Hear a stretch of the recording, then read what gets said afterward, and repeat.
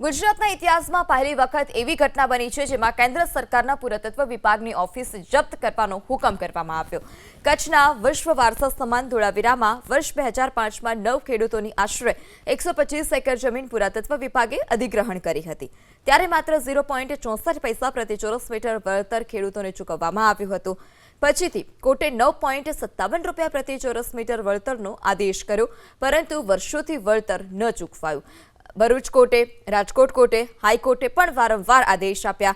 એમાંથી એક વખત 1 લાખનો દંડ પણ ફટકારાયો છે, છતાં પણ વિભાગે ખેડૂતોને વળતર ન ચૂકવ્યું।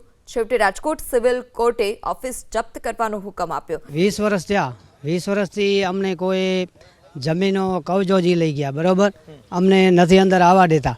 આજ 20 વર્ષથી કેસ હાલે એમનો, બરોબર, એનો કોઈ અમને નથી વળતર આપી, બરોબર, અને ત્યાં અમે આજ આવ્યા છીએ। એમની ઓફિસ છે એ જપ્ત કરવાની છે। હા, સરકારી ઓફિસ જપ્ત કરવાની છે। મારા બાપાની જમી છે દેવા મલ્લોની, અને બીજા લોકો છે એમની જમી છે। જમી એમ કરીને 20-21 એકરથી વધારે હશે, બરાબર, બધી જમી જપ્ત કરી છે। હકીકત એવી છે કે ભચાઉ કોર્ટે ધોળાવીરાના ખેડૂતોને જે તે વખતે ઓછું વળતર ચૂકવેલું, વધુ વળતર લેવા માટે આ લોકો જમીન સંપાદનના મુજબ, કાયદા મુજબ ભુજ કોર્ટમાં ગયેલા। ભુજ નામદાર કોર્ટે 9 રૂપિયા ઓર્ડર કર્યો પ્રતિ ચોરસ મીટરનો, અને એ હુકમ થઈ ગયા પછી આ લોકોને હજુ સુધી વળતર નહીં મળ્યું। એ બાબતમાં આ લોકો તામીલો દાખલ કરેલી।